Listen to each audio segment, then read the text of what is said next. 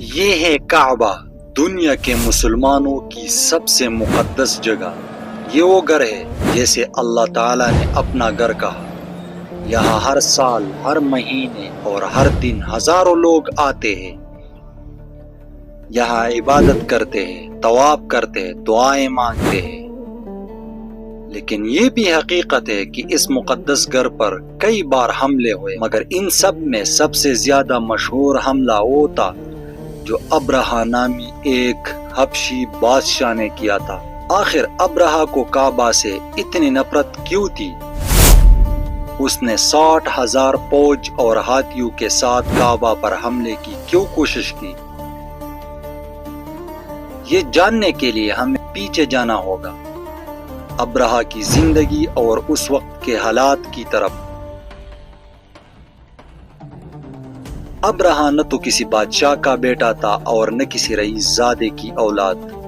وہ ایک غلام تھا، ایک معمولی تاجر کا غلام جو رومن سلطنت کے ایک چھوٹے سے گاؤں میں رہتا تھا۔ لیکن قسمت نے اس غلام کو ایک دن ایسا موقع دیا کہ وہ پورے یمن اور عرب کا طاقتور ترین بادشاہ بن گیا۔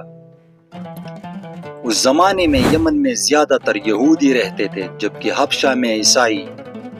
دونوں کے درمیان دشمنی چلتی رہتی تھی۔ پہلے یمن کے یہودیوں نے حبشہ پر حملہ کیا اور عیسائیوں کو بہت نقصان پہنچایا۔ یہ خبر رومن سلطنت تک پہنچی اور روم کی حکومت عیسائی تھی۔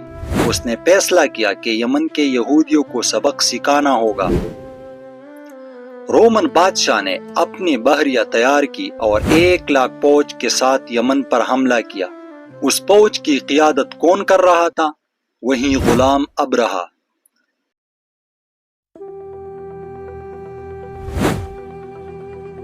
ابرہہ نے یمن پر قبضہ کر لیا، یہودیوں کی حکومت ختم کر دی اور یمن کو اپنے زیر قبضہ کر لیا۔ لیکن ابرہہ کا دل غلامی قبول کرنے والا نہیں تھا۔ اس نے کچھ ہی عرصے بعد حبشہ کے بادشاہ سے بغاوت کر دی۔ حبشہ کے بادشاہ نے اسے ختم کرنے کے لیے فوجی بھیجے، مگر وہ فوجی اسے کے ساتھ مل گئے۔ یوں دیکھتے ہی دیکھتے ابرہہ یمن کا بادشاہ بن بیٹھا۔ اب سوال یہ ہے کہ ابرہہ کو کعبہ سے دشمنی کیوں تھی؟ اس وقت عرب کے قبائل دور دور سے مکہ آتے تھے تاکہ کعبہ کی زیارت کرے، طواف کرے اور قربانی دے۔ کعبہ کی وجہ سے قریش بہت عزت اور دولت کماتے تھے۔ عرب کے تمام قبائل انہیں احترام کی نظر سے دیکھتے تھے۔ ابرہہ کو یہ بات برداشت نہیں تھی کہ چند غریب اور حکومت کے بغیر لوگ صرف ایک گھر کی وجہ سے عزت اور طاقت حاصل کر رہے ہیں۔ اس نے کہا، میں ایسا گھر بناؤں گا کہ لوگ مکہ نہ جائے بلکہ میرے پاس آئے۔ ابرہہ نے صنعاء، یمن کے دارالحکومت میں ایک شاندار چرچ بنوایا۔ اس چرچ کی تعمیر میں جواہرات لگائے گئے، دیواروں پر شیشے نصب کیے گئے، پردے، قیمتی کپڑے، سب کچھ۔ تاریخ کہتی ہے کہ وہ چرچ اس زمانے کا سب سے حسین اور شاندار چرچ تھا۔ ابرہہ کا خیال تھا کہ لوگ متاثر ہوں گے اور کعبہ کی بجائے یہاں آئیں گے، لیکن حقیقت بالکل الٹ نکلی۔ لوگ پھر بھی کعبہ جاتے رہے۔ کسی نے اس چرچ کو وہ عزت نہ دی جو ابرہہ چاہتا تھا۔ ابرہہ کے لیے یہ بہت بڑی ناکامی تھی۔ اس نے فیصلہ کیا کہ اب وہ کعبہ کو مٹا دے گا تاکہ لوگ مجبوراً اس کے چرچ میں آئے۔ اس نے 60,000 فوج تیار کی، ہاتھی بھی ساتھ لیے۔ یہ فوج عرب کی طرف روانہ ہوئی۔ راستے میں کئی قبائل نے روکا، مگر ابرہہ نے کہا، میں تمہارے ساتھ جنگ کرنے نہیں آیا، میرا مقصد صرف کعبہ ہے۔ جب یہ لشکر مکہ کے قریب پہنچا تو ابرہہ نے مکہ کے سردار عبد المطلب کو بلایا۔ عبد المطلب نہایت رعبدار شخصیت کے مالک تھے۔ جب وہ ابرہہ کے سامنے آئے تو اس نے پوچھا، کہو تم کیا چاہتے ہو؟ عبد المطلب نے کہا، تمہارے سپاہی میرے کچھ اونٹ لے گئے ہیں، انہیں واپس کر دو۔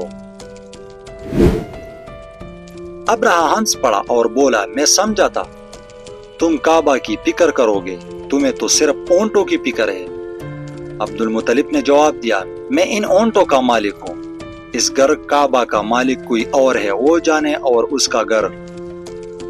یہ الفاظ ابرہہ کے دل پر بجلی کی طرح گرے، لیکن وہ باز نہیں آیا۔ ابرہہ نے اپنی فوج کو حکم دیا کہ وہ آگے بڑھے، مگر جیسے ہی ہاتھی کعبہ کی طرف بڑھے وہ رک گئے۔ لاکھ کوشش کے باوجود وہ ایک قدم بھی آگے نہ بڑھے۔ اسی وقت اللہ تعالیٰ نے اپنے گھر کی حفاظت کے لیے پرندے بھیجے۔ یہ پرندے چھوٹے چھوٹے پتھر لے کر آئے اور فوج پر برسائے، جس پر پتھر گرتا اس کے جسم پر چیچک جیسی بیماری پھوٹ پڑتی، خارش کرتے کرتے گوشت ہڈی سے الگ ہو جاتا۔ 60,000 کی فوج میں بھگدڑ مچ گئی، یہ لشکر تباہ و برباد ہو گیا۔ ابرہہ خود بھی عبرتناک انجام کو پہنچا۔ یہ مکہ کے قریش کی سب سے بڑی فتح تھی، پورے عرب میں ان کا رعب اور عزت پھیل گئی۔ لوگ پہلے سے زیادہ تعداد میں کعبہ کا طواف کرنے آنے لگے۔